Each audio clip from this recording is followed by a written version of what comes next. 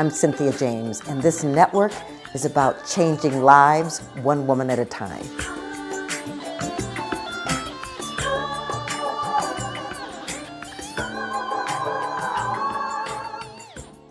Welcome to Women Awakening. I'm your host, Cynthia James, and I'm honored every week I get to introduce you to another fabulous woman, women who inspire me, women who are change makers, women who have taken control of their lives and are in high service to humanity. So they get to model for us the possibilities of what we can all do if we stand in our greatness. I'm excited to do this once a week for you. We're on Spotify and iHeart, iTunes, Amazon, Spreaker, and we're on video on YouTube. So it's called Women Awakening. Just subscribe. You can also go to cynthiajames.net. That's my website, and you can get on my newsletter or see the gifts and things that I have to offer and what's going on in my world. Well, I'm excited today because I get to introduce you to someone who I don't even know if inspire is the right word. She's awe-inspiring to me.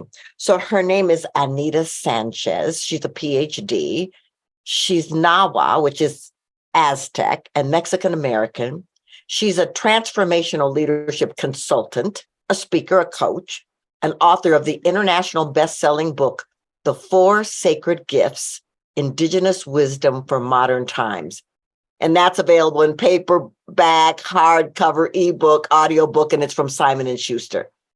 She was named Conscious Company Magazine's 2020 World-Changing Woman and Woman of the Hour. She is my hero, along with Jane Goodell and others by the World Woman Foundation. What's exciting about her is she bridges Indigenous teachings with the latest science to inspire and equip women and men to enjoy meaningful, empowered lives and careers.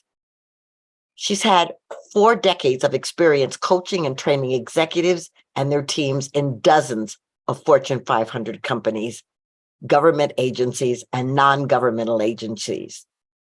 She's an established leader in global organization change initiatives.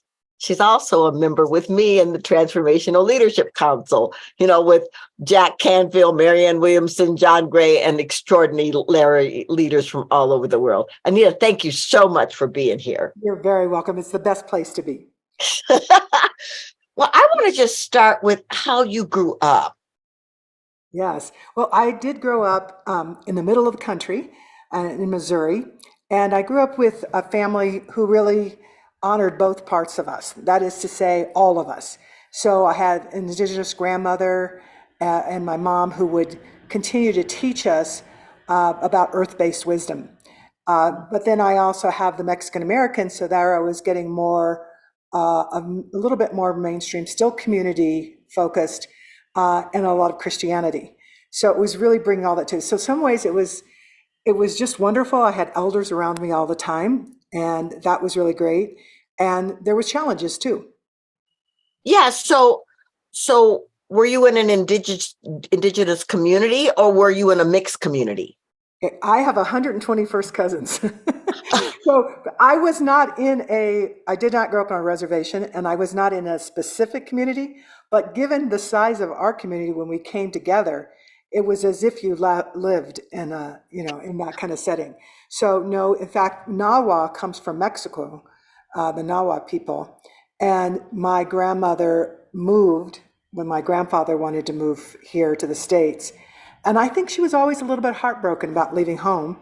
And she would continue, though, to teach us about the earth and who we really are and what we are, which was always just really fun because what they taught us in school and what we were getting at home was a little bit different.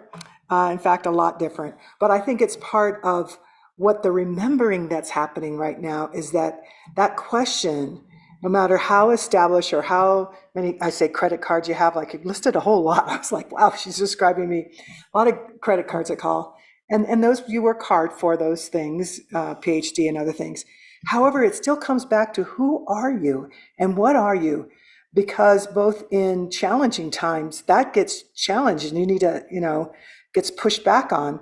And even in the best of times, are you going to really allow all that creativity come through? And so I just feel like I got some really good things about both, and it's helped me to be able to share that with women like you do, in terms of how to ignite their own wisdom, how to using indigenous tools and prophecies and methods that tied in truth for centuries have been used, that how that might, they're remembering who they are, they can draw on that as well. Well, that's beautiful. And were you you've got a PhD. So were you always interested in education, or was that something your family invited you to step into? Right. Yeah, no, I always, school was easy for me.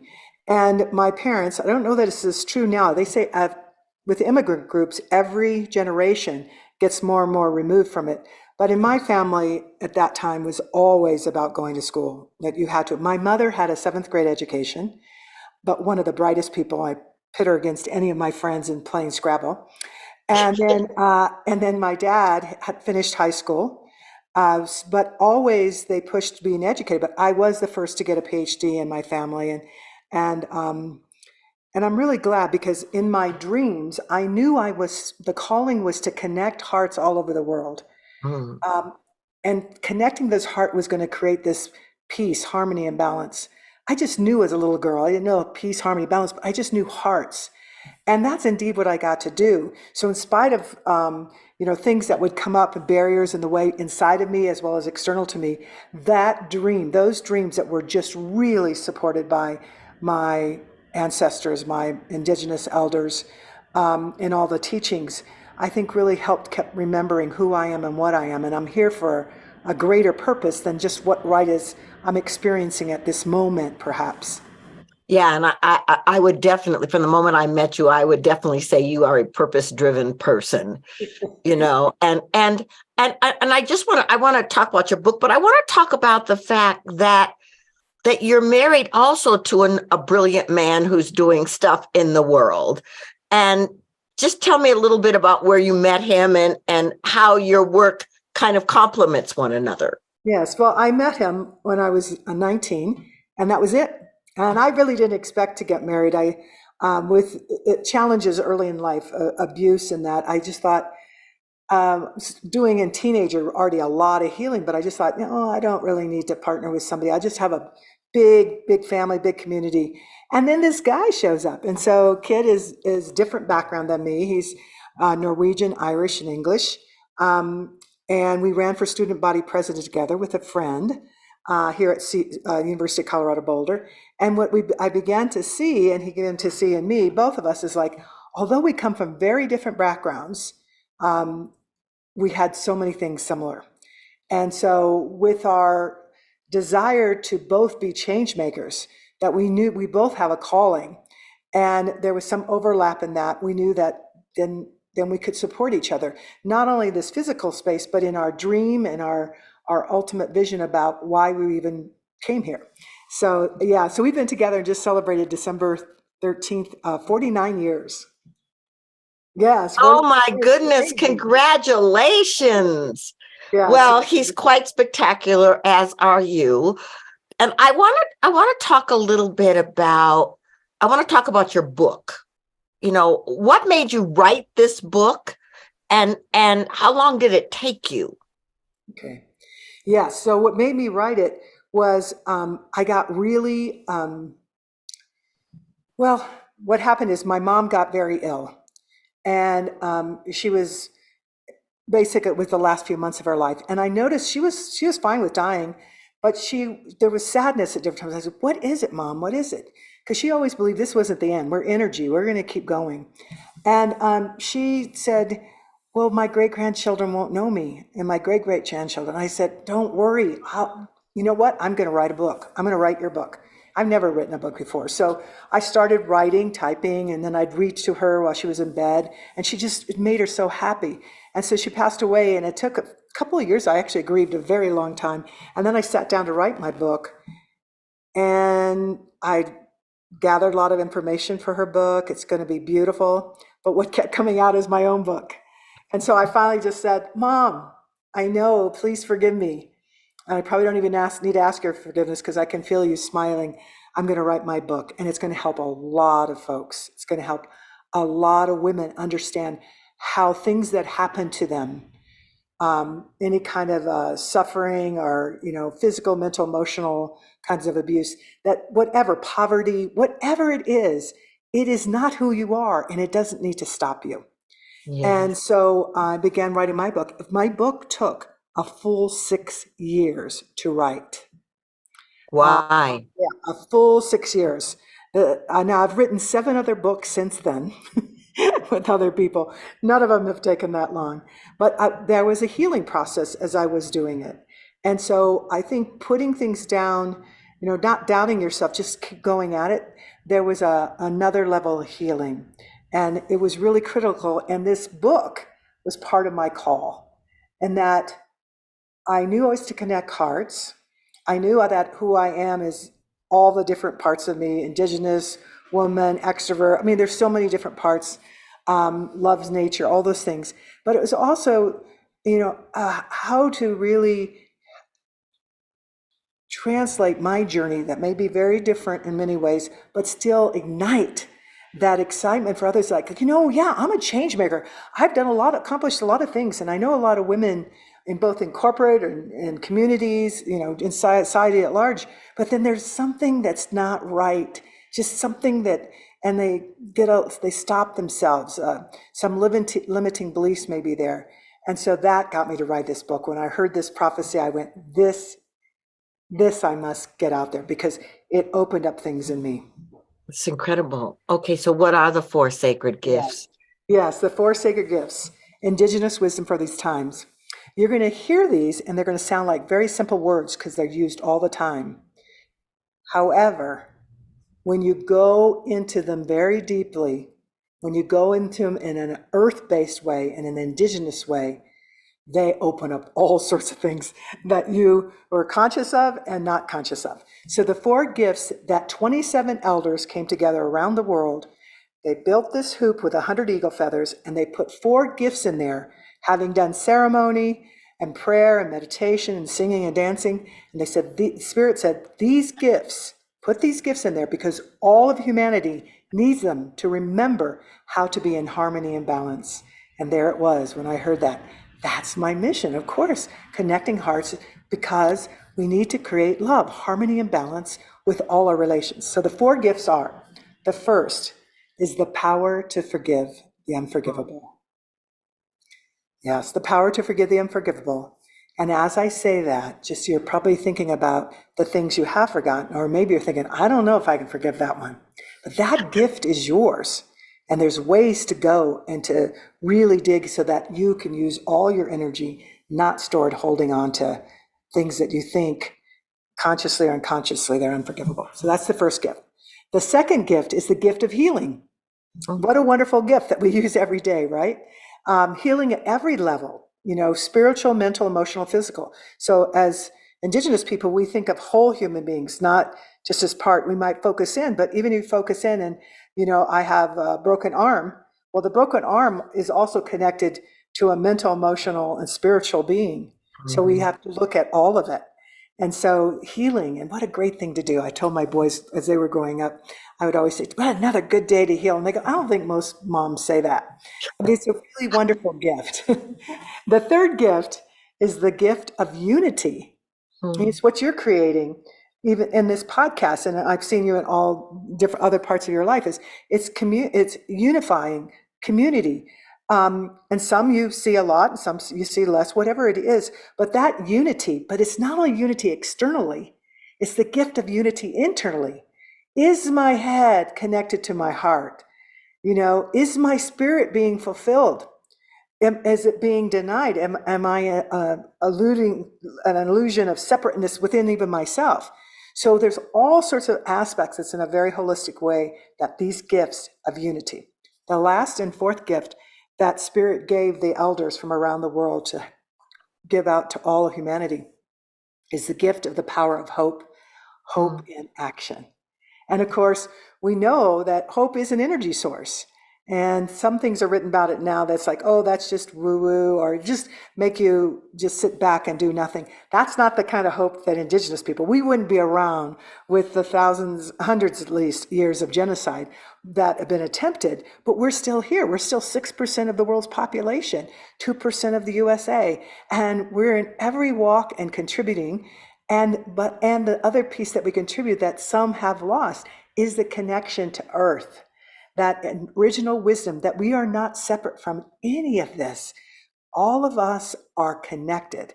We're both of the earth, all the minerals, the water, we're of stardust. And, and it wasn't that long ago that finally, biologists and physicists and now quantum physicists, I say, well, there's something to this original knowledge. And this original knowledge is one that I feel deeply moved.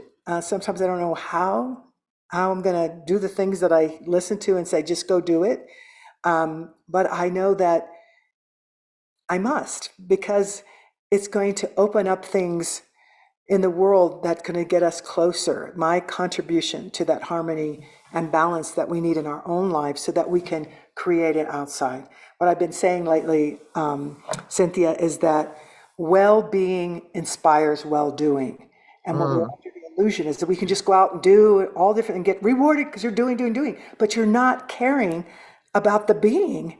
And then we get sick, and then we get really depressed, and then we see the suicide rates, and we see people not being able to even disagree on something without becoming enemies. All of these things, we need to focus in on this inner being, this well-being, so that we can do the well-doing. And then when we do that collectively, it's amazing. So really quickly, so people remember these, because you integrate them in your life, and you really can dive deep if you want to hear more. Cynthia can tell you, and she can tell you how to find me. But it is the gift of the power to forgive the unforgivable, the gift of the power of healing, the gift of the power of unity, and fourth, the gift of the power of hope in action. Use these 4 gifts, and spirit, elders from all over the world were told, the promise is you will remember how to be in right relationship, healthy relationship with yourself, with other human beings, and with all our relatives, nature, animals, spirit. Well, that's incredibly beautiful. And ladies, if you didn't write it down, rewind and write it down.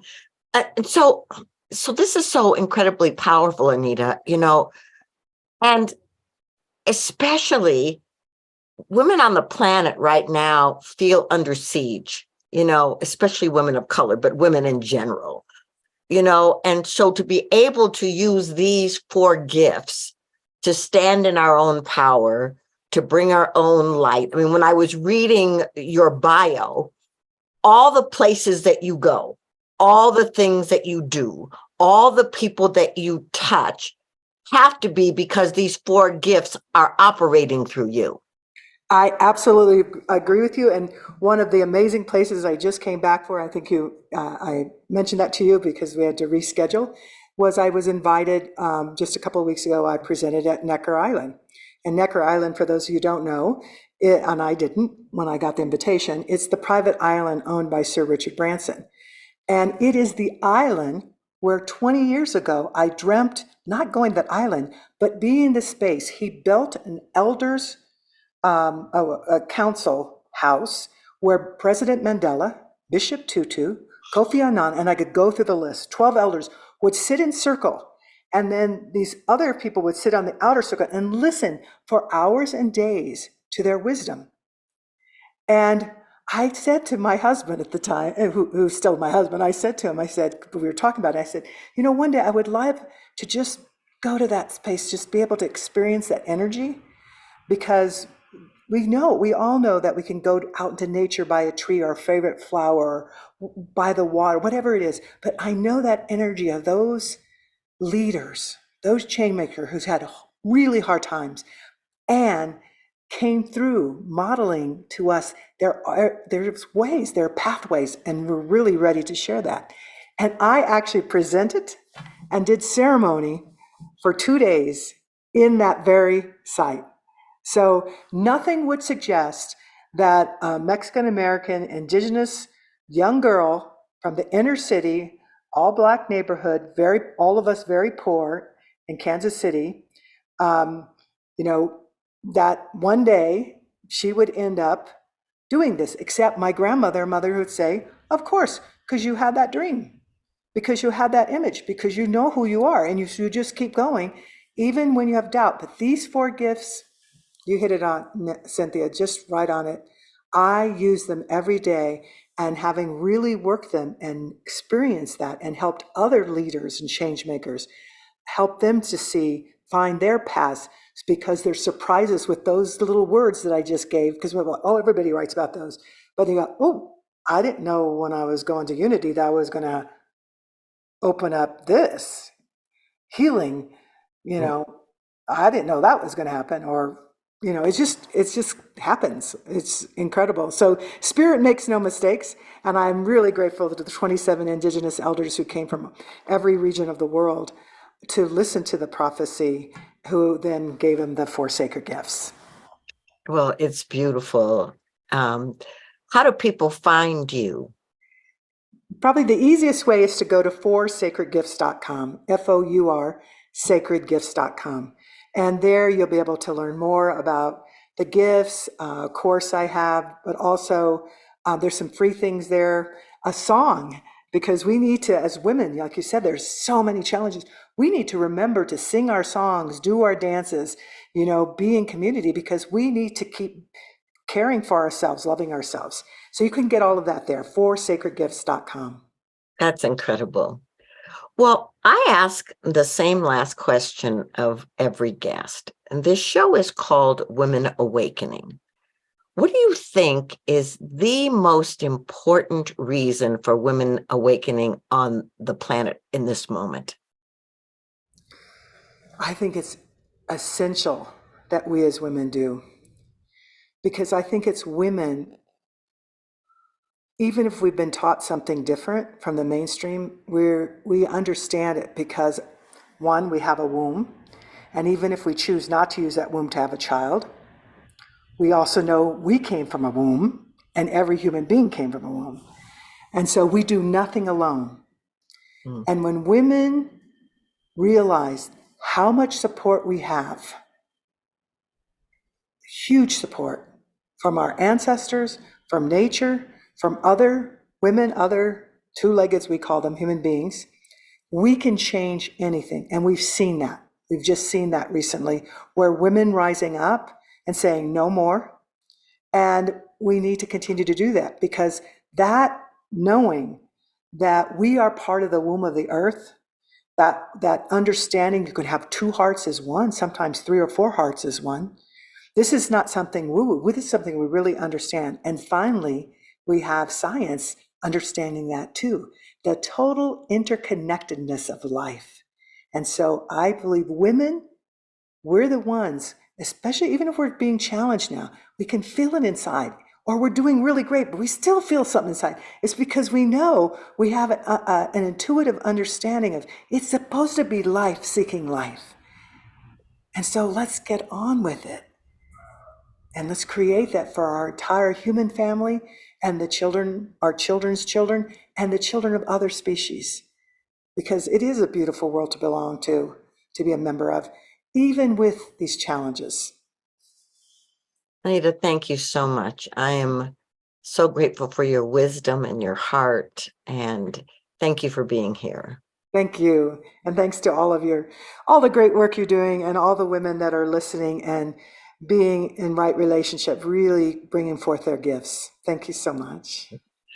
So ladies, I have the same message at the end of every show.